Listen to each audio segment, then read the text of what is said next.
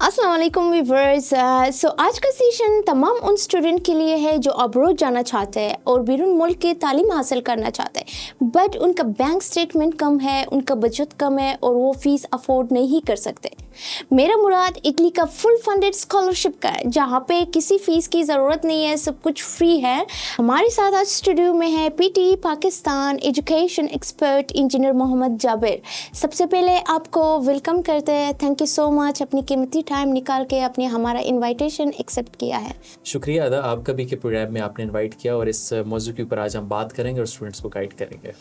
Thank you so much. अव्वल कुछ सवाल है जो हम इंजीनियर साहब से पूछेंगे और उनकी आंसर से आप लोगों की सारी जो टेंशन है वो कम्प्लीटली क्लियर हो जाएंगे। तो सबसे पहले अगर हम बात करेंगे ये इटली की फुल फंडेड स्कॉलरशिप के बारे में कि कोई कैसे अप्लाई कर सकता है, कैसे वहाँ ये स्कॉलरशिप हासिल कर सकता है, इस पर थोड़ा सा अगर रोशनी डालें आप। बिल्कुल, मैं गाइड करना चाहूँगा। इसके डिफरेंट स्टेप्स हैं। सबसे पहले तो हमें ये डिसाइड करना चाहिए कि इटली हमें जाना क्यों चाहिए, वहाँ पर ऐसे पर्क्स और बेनिफिट्स क्या हैं कि बजाय तमाम बाकी मुल्कों को छोड़ के सिर्फ इटली का ही इंतखाब करें। इसमें तकरीबन 7 to 8 डिफरेंट बेनिफिट्स हैं, उनको हम डिस्कस कर लेते हैं। उन बेनिफिट्स को सामने रखते हुए आप डिसाइड करें कि इटली हमें जाना चाहिए। नंबर 1, जब भी इटली का स्टडी वीज़ा अप्लाई करेंगे तो याद रखें ये एक शेंजन वीज़ा है। शेंजन वीज़े से मुराद ये है कि आपकी 27 कंट्रीज जो यूरोपियन है उसके अंदर फ्री एक्सेस होती है, आपको कोई वीज़ा लेने की ज़रूरत नहीं होती। एक तो बेनिफिट ये है। वेयर एज अगर आप ऑस्ट्रेलिया में जा रहे हैं, अमेरिका में जा रहे हैं या फिर आप यूके में जा रहे हैं तो वहाँ पर आप फ्रीली किसी यूरोपियन कंट्री में मूव नहीं कर सकते जब तक आपके पास वीज़ा ना हो। एक तो बेनिफिट ये है कि आप पूरा यूरोप एक्सप्लोर कर सकते हैं एक वीज़ा लगने की बुनियाद पर। नंबर 1। नंबर 2, जो आपका एडमिशन हम करवाते हैं वो पब्लिक यूनिवर्सिटीज़ में करवाते हैं। पब्लिक यूनिवर्सिटी से मुराद ये होती है कि आपकी कोई उसकी ट्यूशन फ़ी नहीं होती, यानी कि आपको ये टेंशन नहीं है कि सालाना फ़ी देनी है। जबकि आप ऑस्ट्रेलिया की बात करें, यूके की बात करें, वहाँ पर एनुअल जो फ़ी है अगर मैं पीकेआर में बताऊँ तो 45 to 50 लाख होती है पर ईयर। यहाँ पर कोई आपकी फ़ी नहीं है। थर्ड ये है कि फुली फंडेड स्कॉलरशिप आपको मिलती है। स्कॉलरशिप का मतलब ये होता है कि आपका एक स्टाइपेंड वहाँ की गवर्नमेंट अप्रूव करती है, वो स्टाइपेंड आपके जो लिविंग एक्सपेंस है उसको भी मीट करता है। यानी कि अगर आप अंडर ग्रेड या ग्रेजुएशन के लिए अप्लाई कर रहे हैं या मास्टर के लिए अप्लाई कर रहे हैं तो उसका जो स्टाइपेंड होता है 5,000 यूरो से लेके 7,000 यूरो तक एनुअल होता है। यानी कि आपको गवर्नमेंट खुद फंड करेगी और आप उससे अपना लिविंग एक्सपेंस पे मीट कर रहे होंगे, तो आपको ज़रूरत ही नहीं है कि खुद से कमाएं, अपना लिविंग एक्सपेंस पे मीट करें, उल्टा गवर्नमेंट आपको देती है। ये भी बेनिफिट है। वेयर एज अगर कोई पीएचडी के लिए अप्लाई कर रहा है तो पीएचडी के केस में आपका जो स्टाइपेंड है वो 14,000 यूरो से लेकर 20,000 यूरो तक होता है एनुअल। तो आपको मंथली 1,000 यूरो, 1,200 यूरो या 1,400 मिल रहे होते हैं, तो आप इजीली अपना लिविंग एक्सपेंस भी मीट कर लेते हैं, प्लस आपकी फ़ी तो होती ही नहीं है। एक तो ये भी आपको बेनिफिट है। फोर्थ ये है कि जो बैंक स्टेटमेंट है वो लो चाहिए होती है। लो से मुराद ये है कि ऑलमोस्ट 3 मिलियन रिक्वायर्ड होती है अंडर ग्रेड और ग्रेजुएशन के लिए। वेयर एस पीएचडी के लिए तो बैंक स्टेटमेंट भी नहीं चाहिए, ये भी बेनिफिट है। फिफ्थ आपको बेनिफिट ये भी है कि आपको स्टडी कंप्लीट करने के बाद पीएसडब्ल्यू मिलता है, यानी कि पोस्ट स्टडी वर्क जिसको कहते हैं, कि आप वहाँ पर रहकर जॉब भी कर सकते हैं, आप वहाँ पर बिजनेस भी कर सकते हैं। और उस दौरान आपको ये भी बेनिफिट है कि आप अपने स्पाउस को भी वहाँ पर लेके जा सकते हैं। और फिर यही लीडिंग टू पीआर होता है, परमानेंट रेजिडेंसी। यूरोपियन कंट्री का रूल ये है कि अगर आप 5 ईयर स्पेंड करते हैं वहाँ पर तो उसके बाद आप परमानेंट रेजिडेंसी के लिए एलिजिबल हो जाते हैं, तो ये भी आपको बेनिफिट है। इन तमाम बेनिफिट्स को सामने या मद्देनज़र रखते हुए हम समझते हैं कि इटली स्टूडेंट्स को जाना चाहिए जिनका बजट लो है या जो अफोर्ड नहीं कर सकते। व्यूवर्स और सारे स्टूडेंट को ये बहुत गोल्डन चांस है, इसको गंवाना नहीं चाहिए।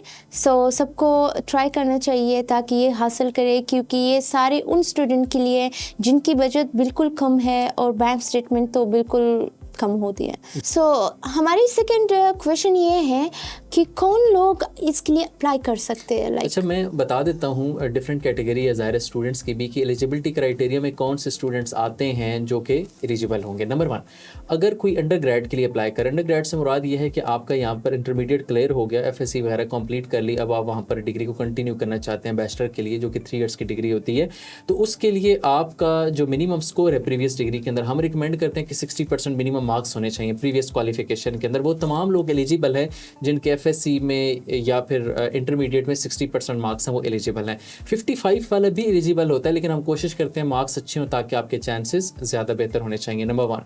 नंबर 2, जो गैप है, एक बंदा है जिसने कंप्लीट किया इंटरमीडिएट और उसको कंप्लीट किए हुए 2 साल तक अरसा गुजर चुका है, तो वो भी अप्लाई कर सकता है। यानी कि 2 साल से ज़्यादा का गैप नहीं होना चाहिए इंटरमीडिएट वाले बंदे को। अगर किसी का 3 साल का गैप है या 4 साल का गैप है, वो एलिजिबल नहीं हो सकता। ये है अंडर ग्रेड के लिए। अच्छा, जो मास्टर के लिए अप्लाई कर रहा है, मसलन एक बंदे की ग्रेजुएशन पाकिस्तान में हो चुकी, अब उसने मास्टर के लिए अप्लाई करना है, तो उसके लिए ये है कि उसके भी मिनिमम 60% प्रीवियस क्वालिफिकेशन में मार्क्स होने चाहिए, प्लस उसका जो गैप है 5 ईयर्स तक का एक्सेप्टेबल है। यानी कि एक बंदे ने डिग्री फॉर एग्जांपल अगर की है 2020 में, मिसाल के तौर पे अभी 24 चल रहा है, तो 4 ईयर्स हो गए ना उसकी डिग्री कंप्लीट हो गई, तो अभी तक उसके पास मजीद 1 साल का है कि 5 ईयर्स तक का गैप भी एक्सेप्टेबल होता है। जबकि हम अगर पीएचडी की बात करें तो पीएचडी में तो 10 साल तक का गैप एक्सेप्टेबल होता है। तो ये तमाम लोग अगर इस क्राइटेरिया को मीट करते हैं तो एलिजिबल है, अप्लाई कर सकते हैं। Okay, that's great. तो इसके लिए कौन सी डॉक्यूमेंट्स की ज़रूरत पड़ती है?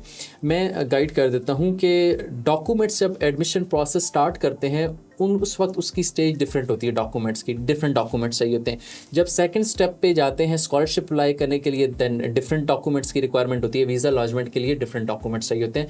मैं इन सबको 1 बाय 1 आपको बता देता हूँ। जब एडमिशन प्रोसेस स्टार्ट करना है, इसमें 7 डिफरेंट टाइप्स ऑफ डॉक्यूमेंट्स हैं जो हमें रिक्वायर्ड होंगे। अगर आपके पास ये डॉक्यूमेंट्स हैं या आप इन डॉक्यूमेंट्स को अरेंज कर सकते हैं, तो इसका मतलब है कि आप एलिजिबल हैं इसको अप्लाई करने के लिए। नंबर 1, सबसे पहले तो आपके पास CV होना चाहिए, और जो CV का फॉर्मेट होता है वो यूरोपैस होता है। स्पेसिफिक फॉर्मेट है यूरोपियन कंट्रीज़ में अप्लाई करने के लिए, वो हम आपको प्रोवाइड भी कर देते हैं, उसमें असिस्ट करते हैं। नंबर 1 ये होनी चाहिए। सेकंड ये है कि पासपोर्ट साइज़ की 2 हमें पिक्चर्स चाहिए होती हैं, ये सेकंड डॉक्यूमेंट हो गया। थर्ड, जो तमाम एजुकेशनल डॉक्यूमेंट्स होते हैं वो रेलिवेंट बोर्ड, IBCC और मुफा यानी कि जो मिनिस्ट्री ऑफ फॉरेन अफेयर्स है उनसे अटेस्ट होने चाहिए। ये तीसरा हो गया। चौथा ये है कि आपका जो पासपोर्ट है वो वैलिड होना चाहिए, और उसकी जो वैलिडिटी है मिनिमम 6 मंथ ज़रूर होनी चाहिए, यानी कि जो पासपोर्ट है वो एक्सपायर नहीं होना चाहिए। फिफ्थ ये है कि आपके पास 2 एकेडमिक रेफरेंस लेटर्स होने चाहिए, वो आपके जिस यूनिवर्सिटी से पास आउट होते हैं या कॉलेज से होते हैं वहाँ से ईजिली बन जाते हैं। प्लस ये है कि आपका SOP होना चाहिए, स्टेटमेंट ऑफ पर्पज़ उसे बोलते हैं कि वहाँ पर जाने का मकसद क्या है, क्यों जा रहे हैं, तो वो होना चाहिए। और जो लास्ट है उसमें आपका एक्सपीरियंस लेटर होना चाहिए। अगर स्टडी पाकिस्तान में कंप्लीट करने के बाद एक्सपीरियंस करते रहे हैं, कोई जॉब करते रहे हैं, तो उसको ज़ाहिर है जस्टिफाई करना है, गवर्नमेंट को बताना है, यूनिवर्सिटी को बताना है कि आपने जब डिग्री कंप्लीट कर ली थी तो उसके बाद किया क्या है। तो अगर गैप है तो वो आप हमें प्रोवाइड करते हैं। ये तमाम अगर आपके पास डॉक्यूमेंट्स हैं तो इस डॉक्यूमेंट्स की मौजूदगी में हम आपका प्रोसेस स्टार्ट कर देते हैं और एडमिशन को इनिशिएट किया जा सकता है। बाकी एक आपको बात बताऊं कि जहाँ तक इटली की बात है, यहाँ पर साल में सिर्फ एक इनटेक होता है सितंबर का, और यहाँ पर इस तरह नहीं है कि जनवरी का भी इनटेक हो, फ़ैब का भी इनटेक हो, जैसे बाकी कंट्रीज़ हैं ऑस्ट्रेलिया में, यूके में। वहाँ तो आप अपनी मर्ज़ी से एडमिशन इनटेक के मुताबिक ले लेते हैं, क्योंकि साल में 2 से 3 इनटेक होते हैं। Whereas Italy fully funded scholarship है, गवर्नमेंट की यूनिवर्सिटीज़ हैं, तो वो पूरी दुनिया में साल में एक ही दफ़ा इनटेक ओपन करते हैं, और सितंबर का है। यानी कि अगर आपने अप्लाई करना है इस वक्त, तो आप सितंबर 2025 का जो इनटेक है अगले साल, उसके लिए आप अप्लाई कर रहे होंगे अभी से। अच्छा, इसमें फिर जो प्रोसेस टाइम होता है वो टाइम टेकिंग है। ऐसा नहीं है कि आपकी प्राइवेट यूनिवर्सिटी है, आपने फ़ीस सबमिट की, प्रोसेस स्टार्ट किया, तो आपका 2 महीने बाद या महीने बाद एडमिशन आ गया। इटली के सिनेरियो में ऐसा नहीं है। यहाँ पर जब आप अप्लाई करते हैं, कुछ यूनिवर्सिटी सितंबर में एडमिशन अभी ओपन कर रही हैं, कुछ अक्टूबर में करेंगे, कोई दिसंबर में करेंगे। हर यूनिवर्सिटी की डिफरेंट टाइमलाइन होती है, डेडलाइन होती है, डिपेंड करता है किस कोर्स में आप अप्लाई कर रहे हैं। तो एडमिशन अप्लाई करने के बाद 3 to 4 मंथ्स का ईजीली टाइम लगता है कि आपका वहाँ से एक्सेप्टेंस लेटर आ जाए या एडमिशन लेटर आ जाए, कंडीशनल लेटर आ जाए। तो 3 to 4 मंथ्स गुजरने के बाद फिर उसकी सेकंड स्टेज आती है कि आप एनरोलमेंट समरी अप्लाई करते हैं, उसमें मजीद ऑलमोस्ट 2 मंथ्स लग जाते हैं। दैन उसके बाद नेक्स्ट स्टेज होती है स्कॉलरशिप अप्लाई करते हैं, और दैन वीज़ा लॉजमेंट की तरफ जाता है। यानी कि ये जो टोटल प्रोसेस है ऑलमोस्ट 8 to 9 मंथ्स का। यानी कि ये सब्र आजमा काम है, ऐसा नहीं। ज़ाहिर इतनी बड़ी डेस्टिनेशन पर जाना चाह रहे हैं, इतने पर्क्स और बेनिफिट्स भी लेना चाह रहे हैं, तो इसमें सब्र की ज़रूरत है। अदरवाइज़ अगर आप कहें कि मैं आज स्टार्ट करूँ कल आ जाएगा, तो ऐसा पेशेंट रखना पड़ता है। इतने आपको बेनिफिट्स लेने हैं तो इतने सब्र करने की जरूरत होगी, और ये तमाम तरह डॉक्यूमेंट्स रिक्वायर्ड होंगे। Okay, that's good. So scholarship हासिल करने के लिए कौन से डॉक्यूमेंट्स रिक्वायर्ड होते हैं? अच्छा, जैसे कि मैंने पहले बताया कि जब आपका एडमिशन वहाँ से क्लियर हो जाता है, यानी कि एडमिशन सिक्योर हो जाता है, फिर सेकंड स्टेप पे हम अप्लाई कर रहे होते हैं स्कॉलरशिप के लिए फुली फंडेड, जिसमें यूनिवर्सिटी की फ़ी नहीं होती। अब उसमें 3 different types of documents required होते हैं, और एक तो लो इनकम सर्टिफिकेट रिक्वायर्ड होता है, FPR तहसीलदार से इजीली बन जाता है। सेकंड ये है कि नो प्रॉपर्टी सर्टिफिकेट रिक्वायर्ड होता है, तहसीलदार से बन जाता है। और जो थर्ड है वो FRC family registration certificate required होता है। बस ये तीनों होते हैं, और ये तीनों जो डॉक्यूमेंट हैं ये मोफा से अटेस्टेड होने चाहिए, मिनिस्ट्री ऑफ फॉरेन अफेयर्स से, और इसकी बेसिस पे स्कॉलरशिप अप्लाई हो जाती है। और ये भी टाइम टेकिंग होता है, ऑलमोस्ट 2 से 2.5 मंथ्स लगते हैं। फिर इसके बाद जो थर्ड स्टेज आती है वो वीज़ा लॉजमेंट की आती है या अपॉइंटमेंट की आती है। उसके लिए डिफरेंट डॉक्यूमेंट्स रिक्वायर्ड होते हैं। जब एम्बेसी की चेकलिस्ट की मैं बात करूँ तो तमाम जो डॉक्यूमेंट्स हैं वो आपके एजुकेशनल की बात हो रही है, वो अटेस्टेड होने चाहिए मोफा से, IBC से, आपके बोर्ड से। सेकंड ये है कि आपने प्रूफ ऑफ इनकम भी बताना होता है कि जो आपने ज़ाहिर बैंक स्टेटमेंट दिखा रहे हैं, ये बता रहे हैं इसका सोर्स ऑफ इनकम क्या है, यानी कि आप बिज़नेस करते रहे हैं, जॉब करते रहे हैं, तो आपने लास्ट 2 ईयर्स का सोर्स ऑफ इनकम बताना होता है, जो कि आपका स्पॉन्सर्ड होता है। स्पॉन्सर्ड से मुराद आपका ब्लड रिलेशन आता है। ब्लड रिलेशन से मुराद मदर हो सकती है, फादर हो सकता है, ब्रदर और सिस्टर हो सकते हैं। एक आपको ये भी साबित करना होता है, यानी कि एक तो तमाम मोफा से अटेस्टेड एजुकेशनल डॉक्यूमेंट्स, सेकंड जो है वो बैंक स्टेटमेंट चाहिए होती है। अच्छा, बैंक स्टेटमेंट भी आपको बताऊं कि 3 मंथ्स की चाहिए होती है और 3 मिलियन की चाहिए होती है, ऑलमोस्ट 1000 यूरो की एक ये भी रिक्वायरमेंट होती है। वेयर एज जो बाकी कंट्रीज़ हैं किसी में 6 to 7 मिलियन की चाहिए और किसी में अबव 10 बिलियन की चाहिए होती है। यहाँ पर जैसे आपको 3 मिलियन की चाहिए होती है और 3 मंथ्स की चाहिए होती है, ये 10,000 यूरो बनता है। तो और थर्ड में आपको जो है वो मेडिकल इंश्योरेंस, होटल टिकटिंग और बुकिंग वगैरह होती है, वो स्टूडेंट खुद ही कर लेता है। बस ये रिक्वायरमेंट होती है और आप इसको अप्लाई कर लेते हैं। अच्छा, तो जितना हमने सुना है, लोग कहते हैं कि लाइक इटली की जो वीज़ा है वो इतनी आसानी से नहीं मिलता। सो क्या इटली का वीज़ा मिलना और उसका अपॉइंटमेंट मिलना आसान होता है? मिल सकता है अपॉइंटमेंट एंड वीज़ा? अच्छा, मेरा ख्याल है अगर इस बात पे जाएं और सोचना शुरू हो जाए तो फिर तो बंदा किसी भी कंट्री का अप्लाई ना करे किसी भी मकसद के लिए। अब मिसाल के तौर पे पाकिस्तान से जो लोग ऑस्ट्रेलिया के लिए या कनाडा के लिए सिटीज़नशिप के लिए, वर्क वीज़ा के लिए या फैमिली सेटलमेंट के लिए अप्लाई कर रहे हैं, क्या उनको 100% यकीन है कि उनका वीज़ा लग जाएगा?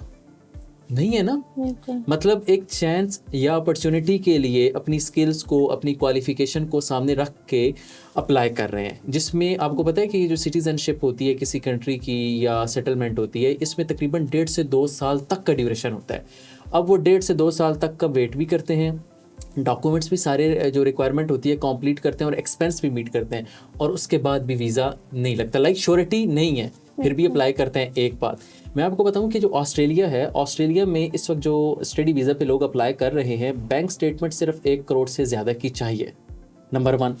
नंबर 2, वहाँ पर जो एनुअल फ़ी है तकरीबन पाकिस्तानी 45 to 50 लाख है पर एनम। ठीक है, 2 चीज़ें हो गई। तीसरा, जो वीज़ा सिर्फ अप्लाई करने की फ़ी है वो $1,600 है ऑस्ट्रेलियन। 3 लाख रुपए लगता है या नहीं लगता? बहुत ज़्यादा। ठीक है। अच्छा, जिसके पास मिसाल के तौर पे 3 लाख रुपए वीज़ा अप्लाई करने का है, या 1 करोड़ की बैंक स्टेटमेंट है, या हर साल 45 लाख रुपए देने की है ना इस्तकामत कहूँ, या उसके पास बजट एक्सपेंस है, उसको भी ये यकीन नहीं है कि मेरा वीज़ा लगना है या नहीं लगना, लेकिन वो भी चांस ले रहा है।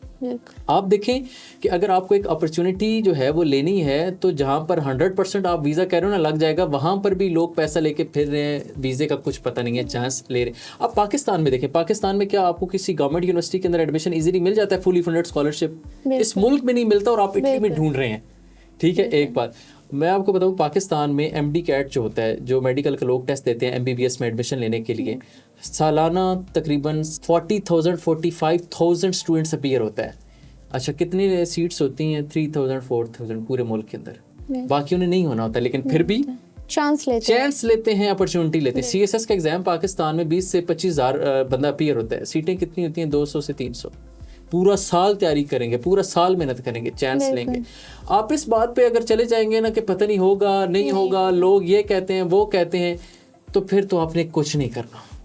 मैं हमेशा आमतौर पे 2 बातें करता हूँ कि जब भी अपॉर्चुनिटी लेनी है ना, एक तो अपने हिस्से की पूरी कोशिश करें किसी भी काम के हवाले से। दूसरा, कुछ काम हमें अल्लाह पर भी छोड़ देने चाहिए। हर चीज़ जो है ना उसका जो है ना, मैं समझता हूँ कि मालिक या फैसला या डिसीजन खुद नहीं करना चाहिए।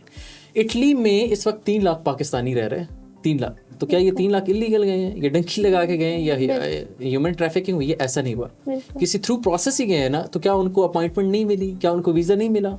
मिला ना।